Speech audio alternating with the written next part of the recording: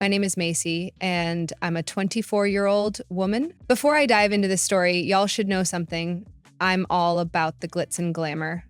I adore the finer things in life and have a flair for living it up. My type of lifestyle has obviously garnered a lot of attention from people, both positive and negative, because people hate to see people living in luxury, especially when they look like someone like me. But hey, just because I love rocking designer outfits and sipping champagne doesn't mean I'm some shallow bimbo or gold digger. Trust me, I've got more depth than people give me credit for, like Marilyn Monroe. Now here's the tea. I've always dealt with judgments and assumptions about who I am based on my appearance. People see my love for luxury and think that's all there is to me, but they couldn't be more wrong. I'm smart, ambitious, and driven. I've got dreams, goals, and brains, darling. Now this brings me to the story I'm about to share because as much as I was used to being harshly criticized, my husband and I were almost killed due to my inability to see my mother-in-law's true feelings towards me. I have to admit she did a pretty good job of hiding her real feelings from me. She made me believe that she truly loved me, but after what I've been through, I'll never make that mistake of trusting her again. Lois had this way of showing affection and making me feel like part of the family. It was like she had a soft spot for me, and I couldn't help but think it was because she saw something in me that she admired. Now picture this. Family gatherings where I'd walk in with my bold makeup and fierce outfit, ready to make a statement. And you know how family can be, right? Especially if they're staunchly Christian like Tyler's family. They'd shoot me these judgmental looks, whispering behind my back about my excessive and trashy style. But who was there to have my back? Lois. Whenever those relatives tried to throw shade my way, Lois would swoop in like a fierce protector.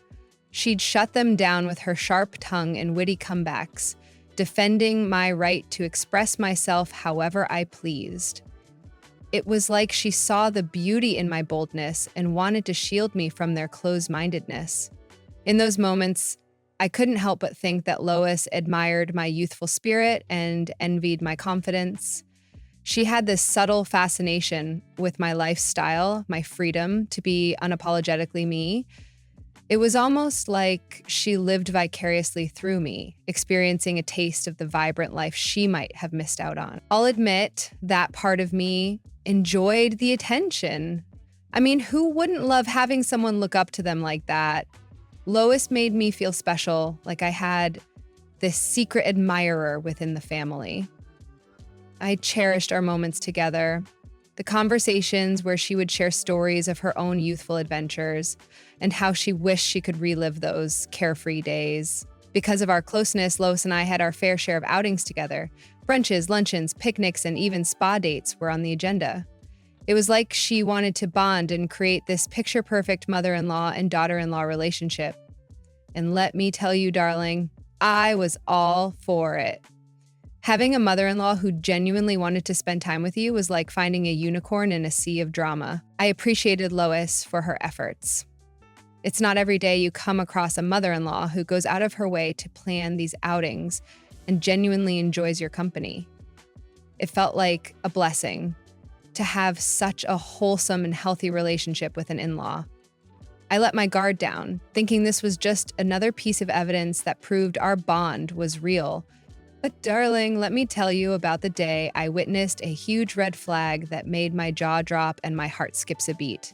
Picture this. Lois was at my place, just casually hanging out, as we often did.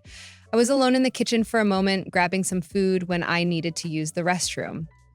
As I walked towards my room, I noticed something out of the corner of my eye. There she was, standing in my bedroom, near my lingerie drawer. At first I thought maybe she was just looking for something innocent, like a tissue or a notepad. But as I got closer, my eyes widened and my heart sank. I caught Lois, red hand.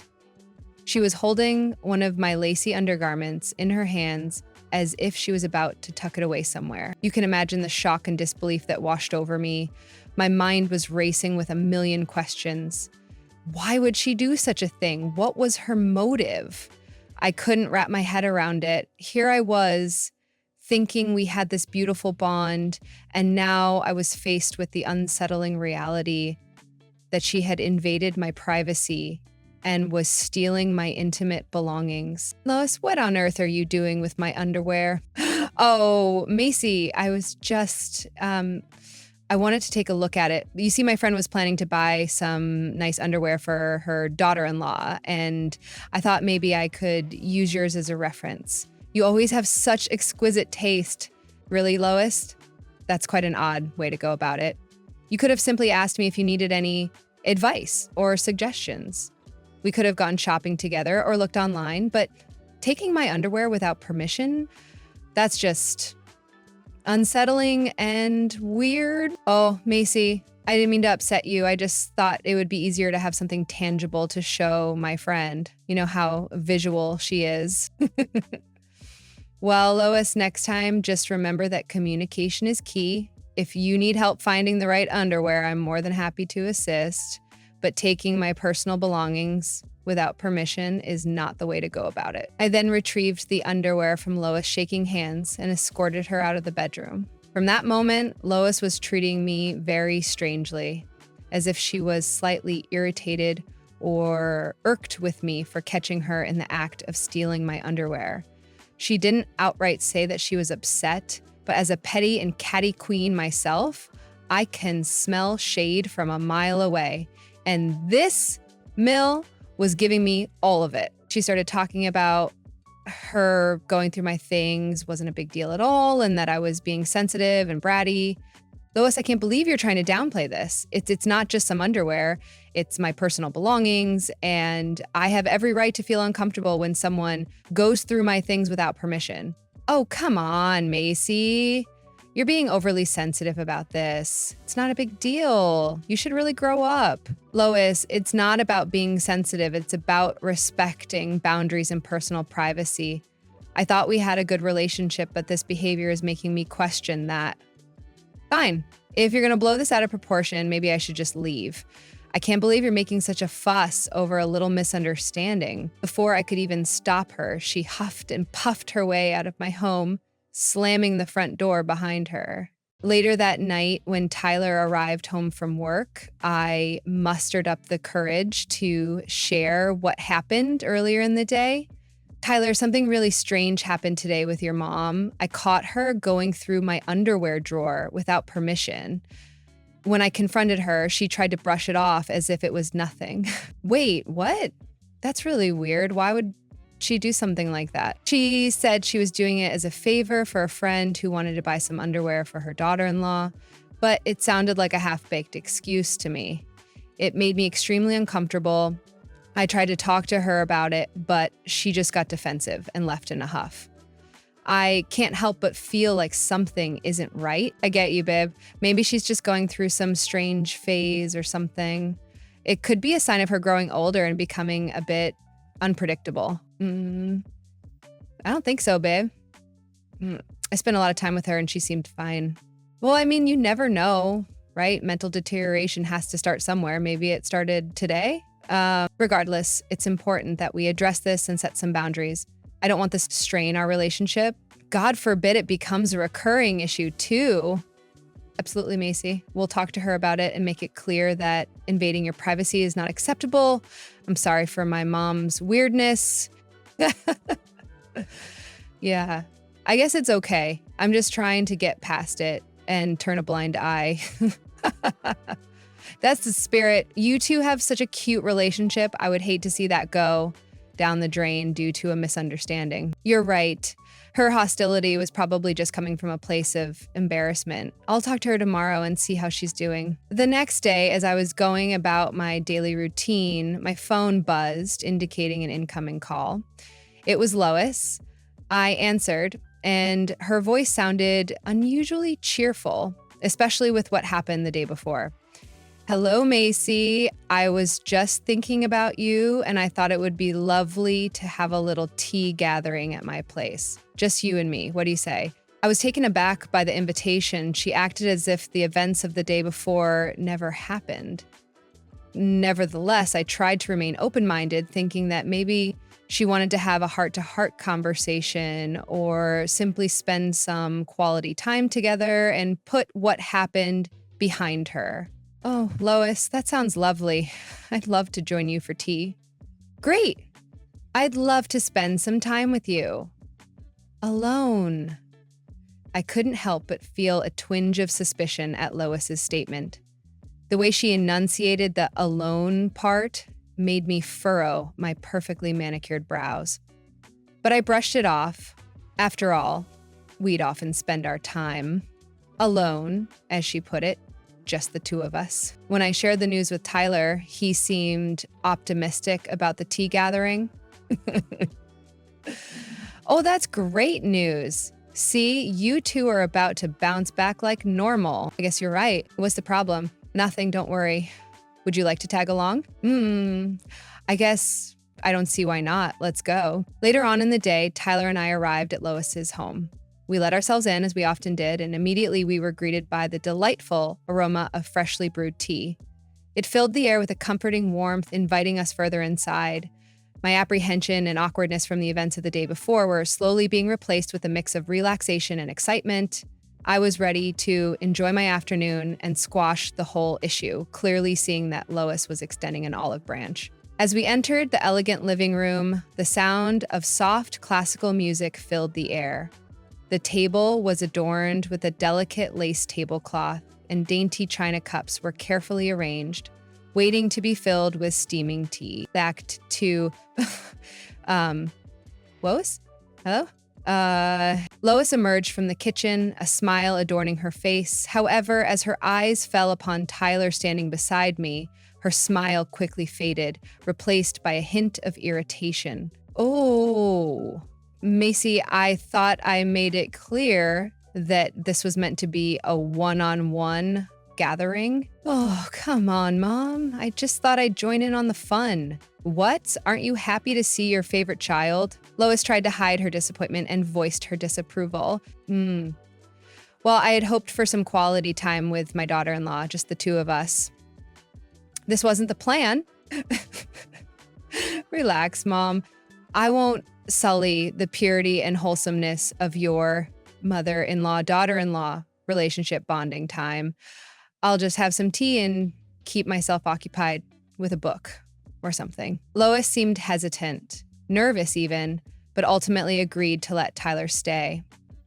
I found her resistance odd, but she decided to let it go for the time being.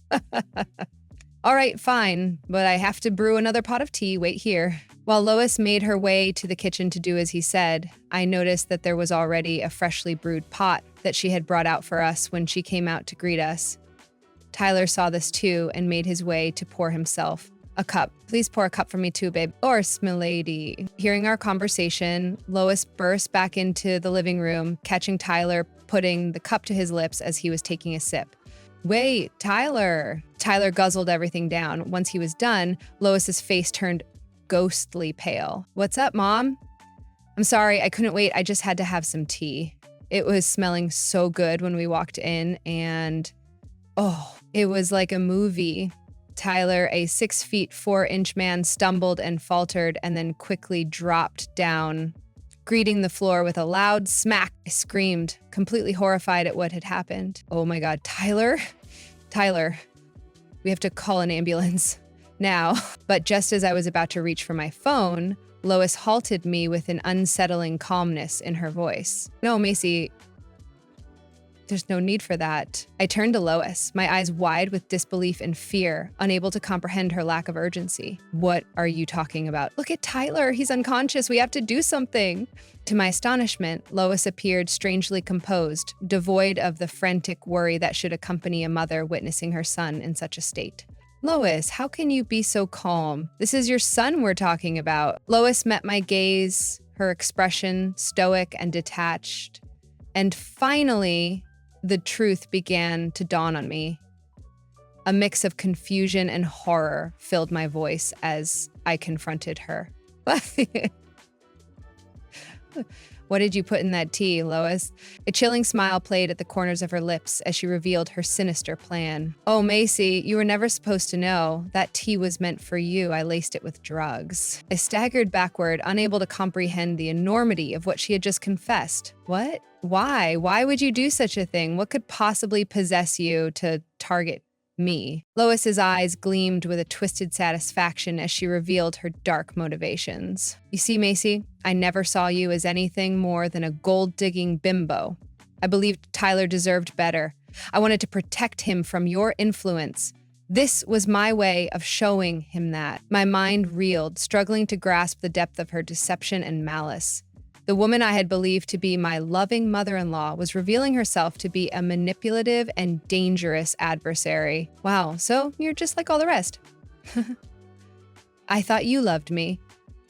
Lois's cold laughter filled the room, amplifying the gravity of the situation. Loved you? I despised you? I always have. I just wanted to get in your good graces so that no one would suspect it was me once I offended you. I couldn't believe what I was hearing. What on earth had gotten into that lady? Tyler's right. You're going crazy. That's why you tried to steal my underwear yesterday. Me? Crazy? Don't be ridiculous. Well, I supposed the cat's out of the bag now.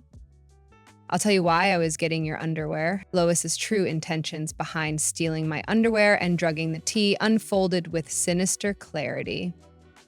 She confessed that her foray into spiritualism and black magic led her to believe that harnessing elements of youth from others would grant her eternal vitality. Stealing my intimate belongings was part of a dark ritual, an attempt to tap into the essence of my youthfulness. When her initial plan failed, she resorted to luring me to her home, drugging the tea with the intention of extracting some of my youthful energy for herself. That's why she wanted me to come alone, and that's why she was irritated to see her son, because the tea he drank was intended for me. Lois's chilling confession unveiled the sinister depths of her intentions. I struggled to process the twisted motives that drove her actions and the darkness that resided within her. You're out of your mind, Lois. You wanted to steal my youth, perform black magic rituals? This is pure insanity. Lois, however, responded with a disturbing laughter that sent shivers down my spine. Well, Macy, you don't understand. I've delved into the forbidden arts of spiritualism and black magic. I desired power and eternal youth. And your constant display of youthfulness only served to torment me. It was unjust for you to flaunt what I had lost. This is madness, Lois. You need help, professional help. What you're saying is beyond comprehension. But Lois's laughter continued, growing more unhinged, as if she revealed in her twisted desires. You see, Macy, the darkness has always resided within me. You were just too blind to notice. But now, it's time for you to witness the true depths of my nature. A shiver ran down my spine as I watched her face contort, her features distorting into something malevolent and sinister. It was as if her true self was finally emerging from beneath the facade. My heart raced as I ran outside, desperately screaming for help. I dialed 911, tears streaming down my face as I frantically explained the terrifying situation to the operator. The seconds felt like an eternity, until I saw some neighbors rushing towards me, their concerned faces offering a glimmer of hope. Relief washed over me as they quickly grasped the severity of the situation.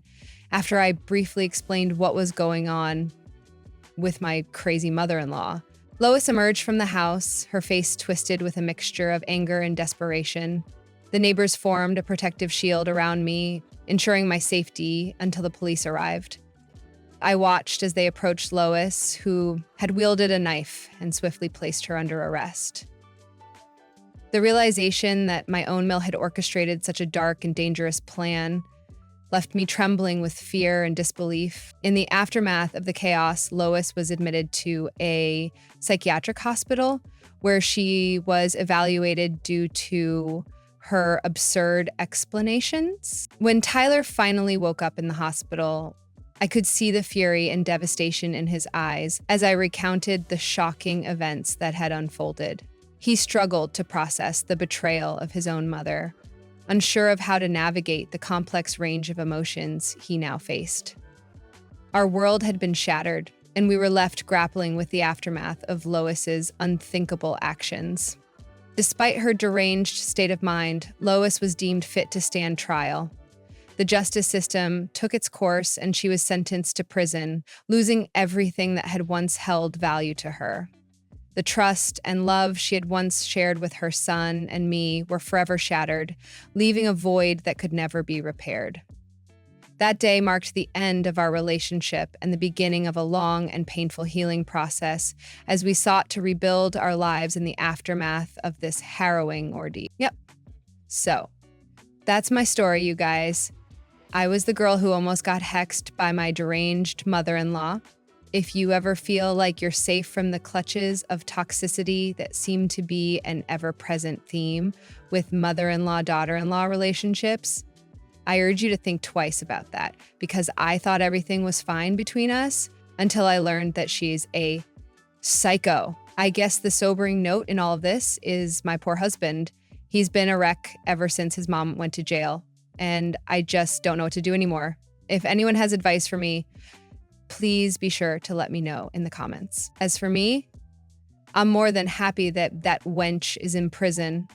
Serves her right for trying to harm me. She got what she deserved, and I'm glad that she's where she belongs.